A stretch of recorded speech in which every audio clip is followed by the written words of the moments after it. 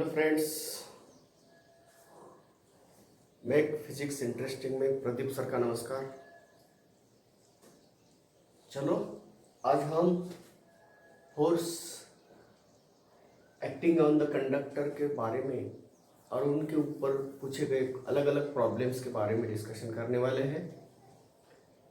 तो force charge के ऊपर कैसे एक्ट होता है वो लॉरेंस ने बताया था। अब उसी आधार पे हमने करंट कैरिंग कंडक्टर के ऊपर फोर्स कितना लगता है उसके बारे में हमें जानकारी है। पता है, अगर किसी कंडक्टर को हमने बी मैग्नेटिक फील्ड में रखा है, उस कंडक्टर की लेंथ L हो और उसे मैग्नेटिक फील्ड इंडक्शन बी में रखा है, तब उसके थ्रू करंट अगर I जा रहा है और वह कंडक्टर मैग्नेटिक फील्ड के साथ, यह है करंट कैरिंग कंडक्टर I और ये मैग्नेटिक फील्ड है, इन्होंने इसके साथ अगर एंगल थीटा बनाया होता तो उसके ऊपर फोर्स लगा है F equal to BIL sine theta. तो इस फार्मूले के ऊपर, इस फार्मूले का आधार लेके हम force acting on the conductor के बारे में जानकारी पाने वाले हैं। और मैग्नेटिक फील्ड कंडक्टर बनाता है और उस कंडक्टर ने बनाए हुए मैग्नेटिक फील्ड के अंदर कोई चार्ज मूव हो रहा है, तब उसके ऊपर के फोर्स तो आपको पता है QV साइन थीटा बोल के। अब हम सिर्फ कंडक्टर के ऊपर लगे हुए फोर्स के बारे में जानकारी पाने वाले हैं। तो दो पैरेलल करंट कैरिंग कंडक्टर हो तो एक दूसरे के ऊपर, एक दूसरे के यूनिट लेंथ के ऊपर फोर्स कितना लगाते हैं उसके बारे में भी हमने जानकारी पाई है। मगर अब कुछ एग्जाम्पल्स आके एग्जाम्स में आए हुए एग्जाम्पल्स है, उसको हम लेने का प्रयास कर रहे हैं। तो चलिए हम ये भी बताना चाहते हैं आपको कि कोई भी पैरेलल कंडक्टर आपस में यूनिट लेंथ के ऊपर कितना फोर्स लगाते हैं, तो उसका फार्मूला भी हम रिमाइंड करके देना चाहते हैं। Mu not I1 I2 divided by 2 pi into A. इतना फोर्स एक कंडक्टर दूसरे यूनिट कंडक्टर के ऊपर लगा रहा है। तो यहाँ I1 I2 उन दोनों कंडक्टर के बीच में जाता हुआ करंट है, और ये जो है ना ये तो ये है दोनों पैरेलल प्लेट कंडक्टर के, sorry parallel current carrying conductor के बीच का डिस्टेंस है। अगर दोनों की दिशा सेम रही तो दोनों एक दूसरे को अट्रैक्ट कर रहे हैं, और दोनों इस करंट की दिशा अगर अपोजिट रही तो दोनों एक दूसरे को रिपेल कर रहे हैं। तो डिपेंड करता है करंट किस दिशा में जा रहा है उनके थ्रू। तो चलिए बच्चों, अब हम प्रॉब्लम बताना चाहते हैं। तो प्रॉब्लम ऐसे है करंट कैरिंग कंडक्टर के ऊपर।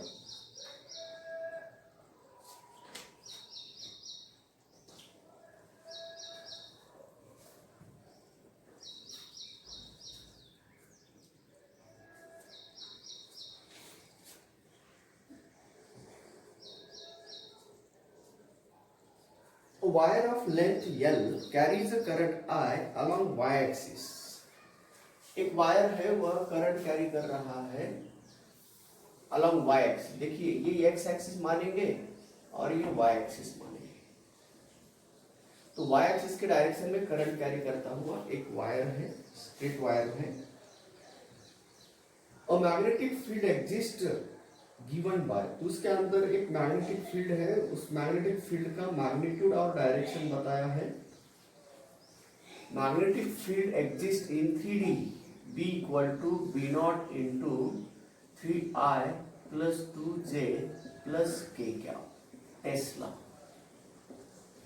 तो इतना मैग्नेटिक फील्ड है उसके अंदर, और उस मैग्नेटिक फील्ड में हमने ये स्ट्रेट कंडक्टर लगाया है। उस स्ट्रेट कंडक्टर की लेंथ दी है L, और उसके थ्रू जाने वाला करंट है y एक्सिस जा रहा है। तो पूछा है magnetic force in vector form and its magnitude. तो कितना फोर्स लगता है उसको हमें निकालना है। तो निकालने के लिए हमें फोर्स का फार्मूला पता चाहिए। अब चलिए बच्चों, अगर यह करंट सिर्फ y एक्सिस के डायरेक्शन में जा रहा है तो करंट को हम ऐसा लिख सकते हैं I इंटू जे कैप से लिख सकते हैं करंट I कैप। मगर I कैप ये वेक्टर करंट नहीं होता है, तो इसीलिए उसके लेंथ को हम देते हैं L बार बोलते हैं। तो उस एलिमेंट लेंथ का है L bar equal to I into J क्या बोला जाता है, क्योंकि करंट को हम एरो नहीं दे सकते हैं। एलिमेंट फैक्टर मानेंगे, एलिमेंट फैक्टर को हम एरो दे सकते हैं। तो फोर्स का फार्मूला बन चुका है, इसको हम ऐसा लिख सकते हैं क्या बच्चों, कैसे, I into L bar cross B bar. L bar element factor है जिसके थ्रू करंट आ जा रहा है, तो हम करंट को वेक्टर नहीं मानते हैं, एलिमेंट को वेक्टर मानते हैं। तो L bar cross B bar, क्योंकि देखिए ना बच्चों यहाँ पे क्या है, जो जिस दिशा में करंट जा रहा है उसी दिशा में एलिमेंट फैक्टर होता है। तो दोनों के बीच में अगर थीटा एंगल रहा तो हम इससे उसको लिख सकते हैं। वेक्टर फॉर्म में लिखना है फोर्स को, तो हम इस तरह से लिख सकते हैं। आपको बी दिया है यहाँ पे और करंट दिया है, और उसकी लंबाई कितनी दी है इस कंडक्टर की, एल दी है। ठीक है बच्चों, तो अब यहाँ हम एल बार को हम ऐसे लिख सकते हैं क्या, ये क्या रहा था, यूनिट एलिमेंट फैक्टर था, तो इसको हम ऐसे लिख सकते हैं आई इंटू एल इंटू जे क्या, ये रहा कैपिटल एल बार। कैपिटल एल बार का मैग्नीट्यूड कितना है, एल है, और आई करंट जा रहा है, आई इंटू एल एलिमेंट फैक्टर के थ्रू जाने वाला करंट है। तो चलिए अब यहाँ हम सिर्फ क्या करना चाहते हैं, एल बार लिखना चाहते हैं, तो एल इंटू जे क्या पाएगा। तो इसी प्रकार अब एल बार की वैल्यू एल इंटू जे क्या और बी बार की वैल्यू ये दी है, और हम फोर्स के बारे में बताना चाहते हैं, force bar F bar equal to I into L bar cross B bar. तो चलिए बच्चों अब हम उस दोनों का क्रॉस प्रोडक्ट कैसा लेना है ये पता है, और करंट आई की भी बारे में हमने जान चुके हैं।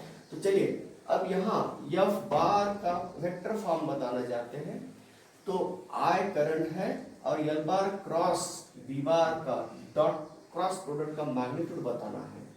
तो अगर आपको फोर्स का मैग्नीट्यूड चाहिए तो उसका मैग्नीट्यूड ले लो, अगर फोर्स का वेक्टर फॉर्म चाहिए तो वेक्टर फॉर्म भी निकालना है। तो चलिए क्या करना है, फोर्स का डायरेक्शन वेक्टर फॉर्म बताना चाहते हैं, तो आई इंटू आई क्या जे क्या के क्या, पहले एल वेक्टर है तो एल में सिर्फ जे का ही कोएफिशिएंट नॉन जीरो है, बाकी दोनों का जीरो है, और बी को हम 3b not 2b not and सिर्फ b नॉट। तो अब चलिए वेक्टर फॉर्म बताएंगे, उसका वेक्टर फॉर्म बताएंगे आई, तो जैसे है वैसे लिख दिया। अब यहाँ तो आई का कोएफिशिएंट बताना है, तो जिस रो में आई है और जिस कॉलम में आई है उसको छोड़ के जो भी बचता है उसके अंदर क्रॉस मल्टीप्लिकेशन करो। तो इसको छोड़ दिया तो उसका क्रॉस मल्टीप्लिकेशन आया L B nought minus zero, है ना।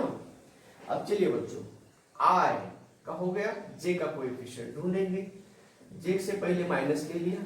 अब जिस रो में जे है, जिस कॉलम में जे है उसको छोड़ दो, ये प्रोडक्ट भी जीरो आया, ये प्रोडक्ट भी जीरो आया, तो जीरो माइनस जीरो बन गया। चलिए आगे बढ़े, के बारे में देखो, जिसमें के है उसको भी छोड़ दो, जिस कॉलम में के है उसको छोड़ दो, जिस रो में के है उसको छोड़ दो। अब बताइए, इसे भी छोड़ दिया और इसको भी छोड़ दिया, अब बचा ये zero minus 3 L B nought minus 3b nought L.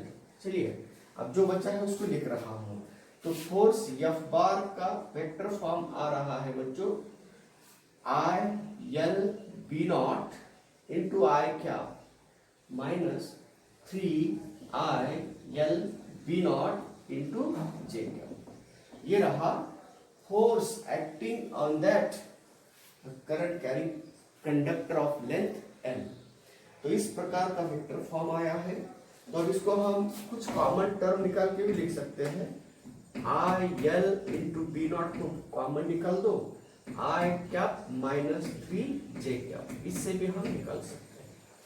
तो चलिए ये रहा बच्चों वेक्टर फॉर्म का उसका आंसर। अब हमें करना है उसका मैग्नीट्यूड बताना है, तो उसका मैग्नीट्यूड बताने के लिए हमें क्या करना होगा, अब मैग्नीट्यूड बताने के लिए हमें जाना होगा, उसका मैग्नीट्यूड निकाल सकते हैं। अब इसका मैग्नीट्यूड निकालने के लिए कैसा है, रूट के अंदर इसका कोएफिशिएंट का स्क्वायर प्लस इसका कोएफिशिएंट का स्क्वायर है, तो अब इस फोर्स को निकालेंगे मैग्नीट्यूड के फॉर्म में।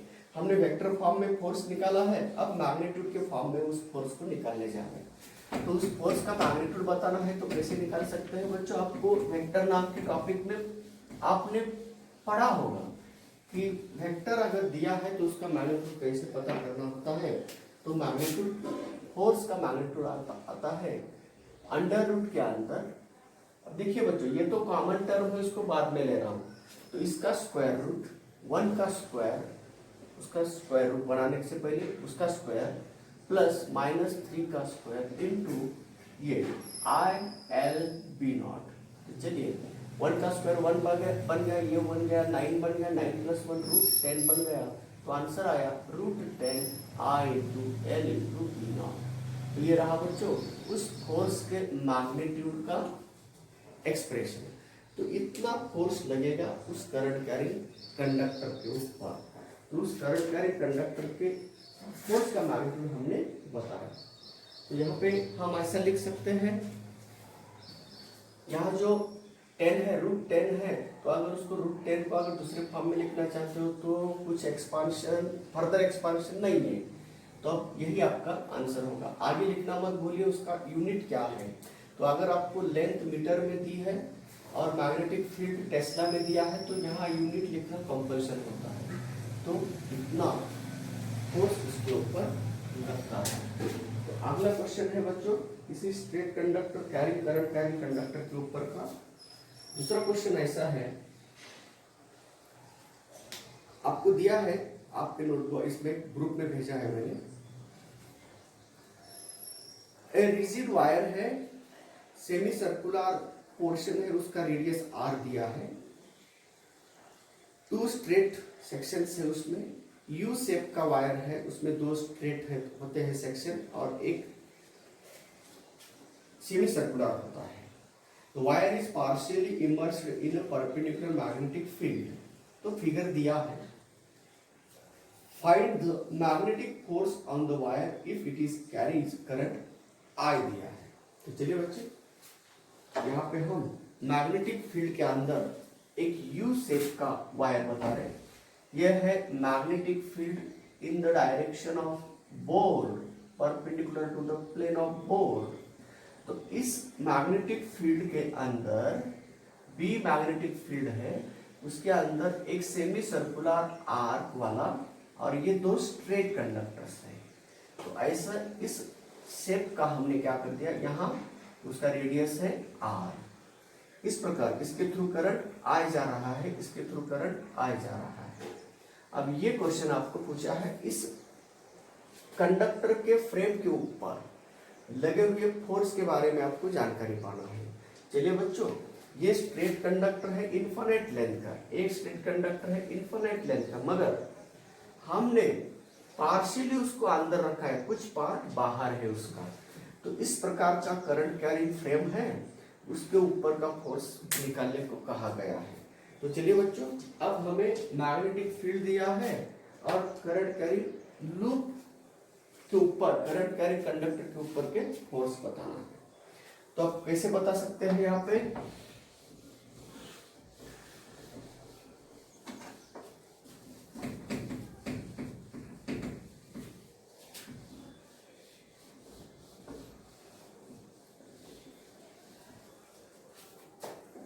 अब देखिए इसकी लंबाई, जिसकी जितनी लंबाई इसकी है उतनी लंबाई इसकी है।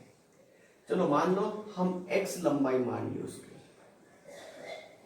तो इसकी भी क्या आ गई, x लंबाई आ गई।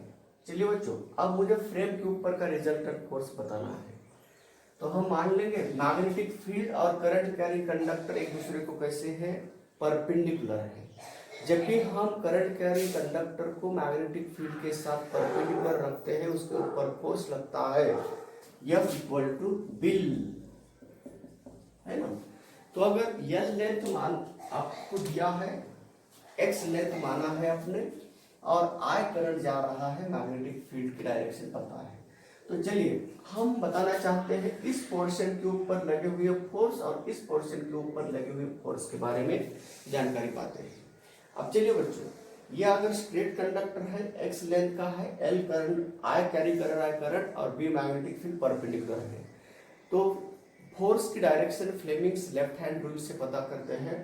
अब मैग्नेटिक फील्ड तो अंदर है और करंट ऊपर जा रहा है, तो इसके ऊपर लगे हुए फोर्स की डायरेक्शन किधर, टुवर्ड्स लेफ्ट होती है।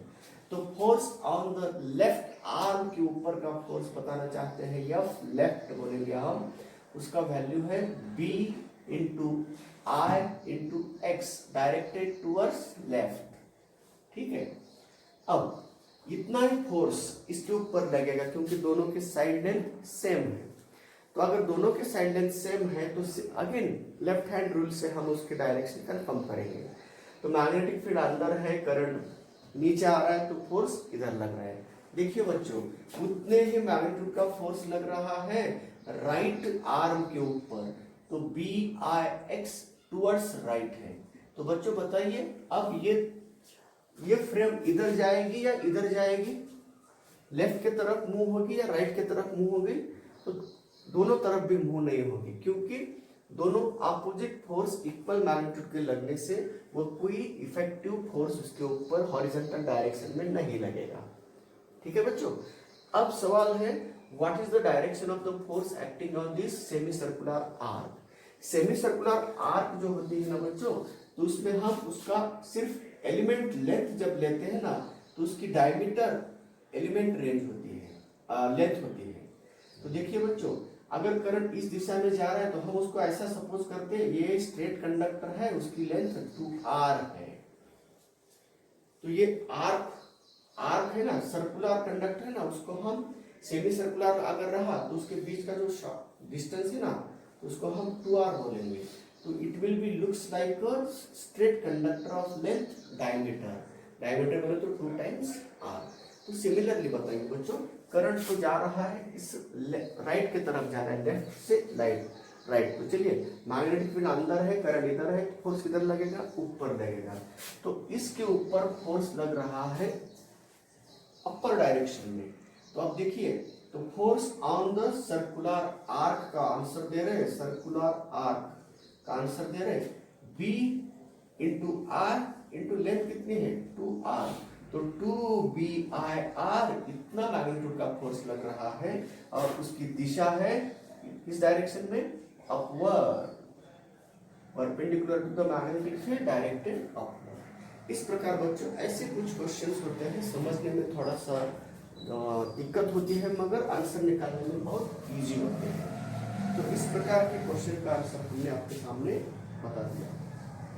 आगे चलिए बच्चों, फोर्स दोनों स्ट्रेट वायर के ऊपर 0 रखा है और आर्क के ऊपर 2BIR इतना फोर्स लगता है। आगे है नेक्स्ट क्वेश्चन है, दो स्ट्रेट वायर्स है, दो करंट कैरिंग वायर्स है, उसका लेंथ दिया है L और मास मास का एक लेंथ L वाला एक टुकड़ा है करंट का, ये स्ट्रेट वायर है, लेंथ L है, मास m है और can slide on 2 parallel plastic rails. देखिए बच्चों, क्या कर रहे हैं हम, एक वायर को हम प्लास्टिक रेल के ऊपर रख रहे हैं। रेल कैसे बनाई जाती है, 2 पैरेलल प्लास्टिक वायर्स है या 2 पैरेलल प्लास्टिक रेल्स बोले तो पटरी है, तो उस पटरी के ऊपर एक करंट कैरिंग एलिमेंट बोले तो करंट कैरिंग कंडक्टर जिसका मास m है और उसकी लेंथ L दी है और उसके थ्रू करंट कुछ जाता है और वह ट्रैक के ऊपर रखा है। मैग्नेटिक फील्ड किस दिशा में वह भी आपको बताया है। तो चलिए सिचुएशन हम यहाँ ड्रॉ कर रहे हैं बच्चों। तो ये 2 प्लास्टिक के ट्रैक है, रेल्स है और उसके ऊपर ऐसा L लेंथ का टुकड़ा रखा है, लेंथ दिया है L और उसका मास दिया है m। तो ये प्लास्टिक के रेल्स है। मैग्नेटिक फील्ड, इसको मैग्नेटिक फील्ड में रखा है, करंट जा रहा है ऊपर की डायरेक्शन में, मैग्नेटिक फील्ड है अंदर की डायरेक्शन। तो मैग्नेटिक फील्ड अंदर है, करंट का एलिमेंट वेक्टर ऐसा रखा है और ये रेल्स है। तो रेल्स उसको सिर्फ मूवमेंट करने के लिए बनाए गए हैं, इस कंडक्टर को मूव करने के लिए बनाए गए हैं। तो चलिए बच्चों, इसमें क्या पूछा है देखिए, दोनों रेल के बीच का डिस्टेंस दिया है d, the coefficient of friction between the wire and the rail is mu, if the wire carries current I, what minimum magnetic field should exist in the space in order to slide the wire on the rails. तो चलिए बच्चों, अब हमें क्या करना होगा, L length का बोल, तो देखिए L लेंथ का वायर है, मगर दोनों पटरी के बीच का डिस्टेंस दिया है उन्होंने d दिया है, ठीक है, और करंट तो I जा रहा है उस कंडक्टर के थ्रू। अब बताइए बच्चों, इसमें कोएफिशिएंट ऑफ फ्रिक्शन कितना दिया है, कोएफिशिएंट ऑफ फ्रिक्शन दिया है म्यू दिया है। तो फ्रिक्शन फोर्स आपको पता है, friction force mu into M into G से होता है। आपको लगता होगा इसके ऊपर थोड़ा टोटल ये लगा है, वेट दोनों के ऊपर बांट के पड़ा है ना, आधा इधर गया तो आधा इधर गया, तो दोनों मिलके रिजल्टेंट फोर्स निकाल रहे हैं ना हम। तो फ्रिक्शन फोर्स एक पटरी के, एक रेल के बीच का नहीं है, यहाँ दोनों रेल के बीच का निकाल रहे हैं हम, क्योंकि दोनों के ऊपर लगा हुआ वेट कितना है, एम जी है। तो इसी प्रकार हम फोर्स, फ्रिक्शन फोर्स हम म्यू इंटू एम जी बता सकते हैं। तो इस फ्रिक्शन फोर्स को अब बैलेंस कर रहा है कौन सा, उस मैग्नेटिक करंट कैरिंग कंडक्टर के ऊपर मैग्नेटिक फोर्स जो लगता है ना, वह मैग्नेटिक फोर्स उसको काउंटर बैलेंस करेगा ताकि वो स्लाइड यहाँ पे क्या होगा, इक्विलिब्रियम एक्वायर होगा। तो जब तक हम magnetic field current carrying conductor के ऊपर लगे हुए फोर्स और इस फ्रिक्शन के बारे में कंपैरिजन करेंगे, जब तक ये फ्रिक्शन फोर्स बड़ा है उससे, तब तक वह मूव नहीं हो सकता।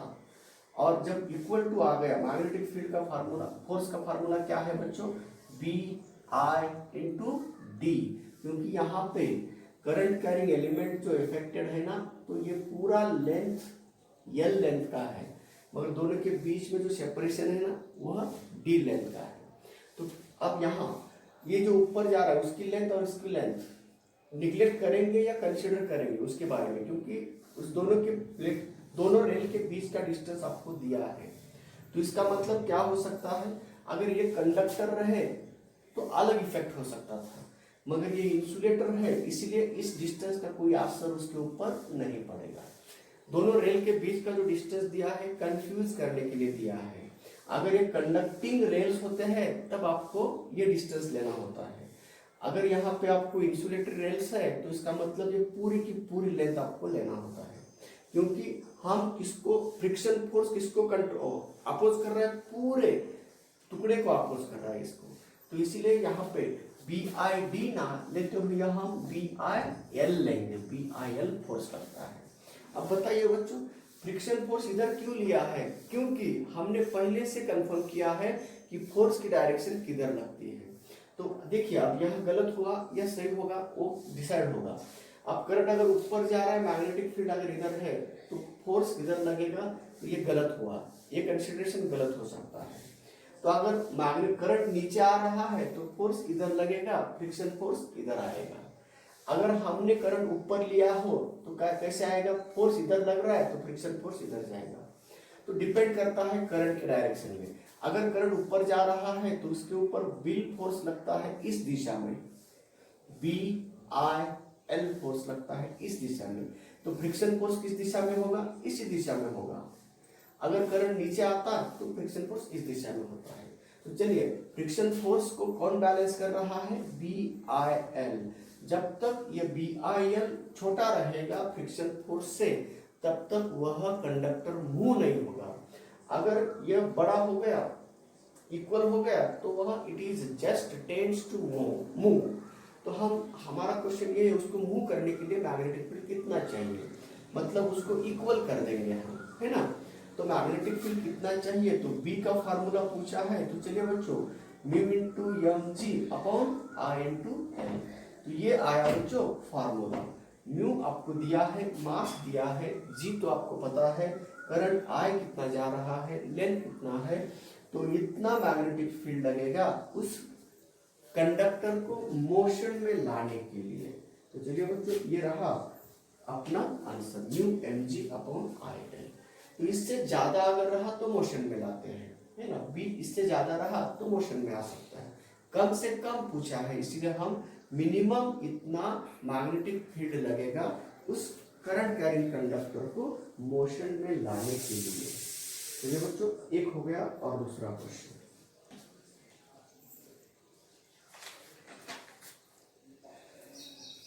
अब कंडक्टिंग रेल्स लेते हैं। जब कंडक्टिंग रेल्स लेंगे ना तब हमें इस लेंथ की जरूरत नहीं होती है, इस लेंथ की जरूरत होती है। तो चलिए बच्चों उसके बारे में जानकारी पाना है। A conductor carrying current I placed on two metal rods of length L। तो L लेंथ सेपरेटेड ऐसे दो करंट कैरिंग कंडक्टर के ऊपर एक रॉड रखा है, उसके अंदर कांस्टेंट करंट I जा रहा है और उस रॉड की लेंथ जिसके थ्रू अगर करंट I जाता है उसकी लेंथ दी है L, मास दिया है M and slides on frictionless rails. अब यहाँ फ्रिक्शनलेस बताया है मगर वह कंडक्टिंग रेल्स है। Okay, if the initial speed of the rod is v naught towards right and magnetic field is b act vertically up. तो आपको speed of the rod time के फंक्शन में बताना है और total distance moved by the rod before coming to stop. तो stop होने से पहले वह रॉड ने कितना डिस्टेंस कवर करता है। तो चलिए आपको बच्चों यहाँ सिचुएशन ऐसी बनाई है।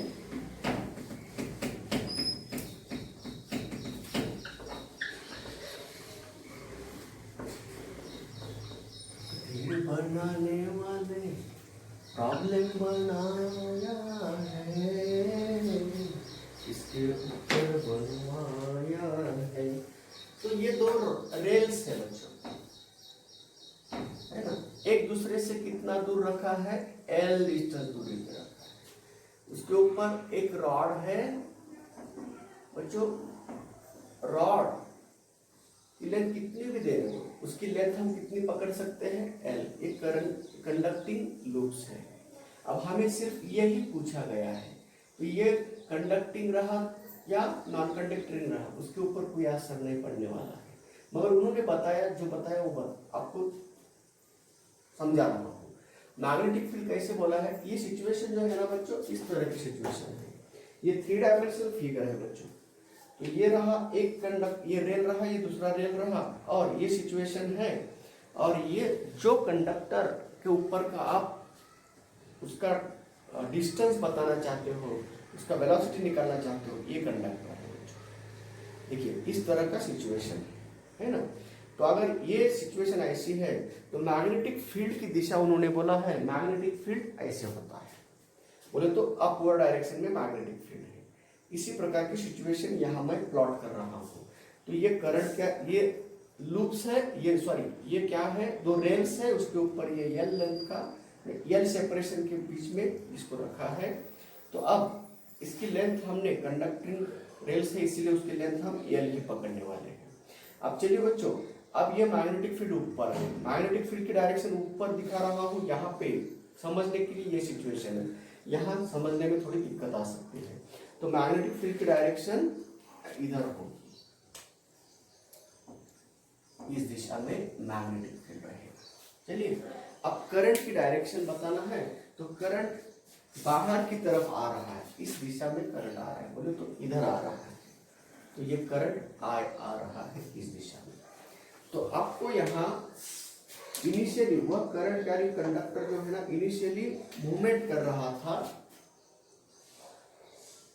v0 स्पीड से, है ना। अब चलिए बच्चों, अगर ये v0 स्पीड से भाग रहा है, इधर भाग रहा है, तो अब इस मैग्नेटिक फील्ड ने उसके ऊपर लगे हुए फोर्स के बारे में जानकारी पाएंगे। तो चलिए acceleration due to magnetic field बनाना है, ठीक है। तो चलिए बच्चों अब फोर्स की डायरेक्शन कंफर्म करेंगे। मैग्नेटिक फील्ड ऊपर है, देखो बच्चों ये सिचुएशन 3 डायमेंशनल है, मैग्नेटिक फील्ड ऊपर है, करंट इधर आ रहा है बाहर, ऐसी सिचुएशन थी ना बाहर, तो फोर्स किधर लगेगा, इधर लग रहा है। तो चलिए अगर इधर लग रहा है इसका मतलब ये रिटार्डेशन हो रहा है, इस इनिशियली मूविंग कंडक्टर को ये मैग्नेटिक फील्ड रिटार्ड कर रहा है, बोले तो डी एक्सेलरेट कर रहा है। तो यह डी एक्सेलरेशन कितना करेगा उसको निकालना होगा। तो डी एक्सेलरेशन बताना है तो पहले फोर्स अपॉन मास को बताना होगा। तो डी एक्सेलरेशन को हम माइनस ए से डिनोट करते हैं, तो एफ अपॉन एम होता है। तो एफ कितना आएगा, बी आई इंटू एल आ रहा है। तो उसको मास से डिवाइड कर दिया तो ये आ गया। रिटार्डेशन की वैल्यू माइनस लेते हैं हम, ये सिर्फ हमें रिटार्डेशन बता रहा है। तो चलिए बच्चों, अब हमारे सामने डी एक्सेलरेशन बोलते हैं हम उसको, तो minus B I L upon M, ये डी एक्सेलरेशन की वैल्यू पता लगी। अब हमें जो क्वेश्चन पूछा गया है वह है क्या कि पहला क्वेश्चन क्या कहा था, speed of the rod as a function of time. तो चलिए बच्चों, इनिशियल स्पीड कितना है, v नॉट है, तो final speed after t time उसका स्पीड कितना होगा। किस तरह का मोशन बना रहा है बच्चों, रॉड लीनियर मोशन बना रहा है। तो लीनियर मोशन बना रहा है तो हम काइनेमेटिकल इक्वेशंस यूज कर सकते हैं। तो linear motion uniformly retarded motion है यहाँ पे, तो इसीलिए v equal to u plus at इस फार्मूले का हम आधार लेंगे। तो हमें u की वैल्यू दी है, v नॉट दिया है, और यहाँ एक्सेलरेशन बोले तो रिटार्डेशन कितना आया है, तो रिटार्डेशन कितना आएगा, minus B I L upon S minus B I L upon M आया इनटू टी। तो ये रहा बच्चों हमारे पहले क्वेश्चन का answer. It is the function of time, this is the initial velocity and this is the deacceleration. तो ये रहा पहले क्वेश्चन का आंसर। मैकेनिक्स के साथ, इस इलेक्ट्रोडायनामिक्स को मैकेनिक्स के साथ जोड़कर ये प्रॉब्लम बनाए थे।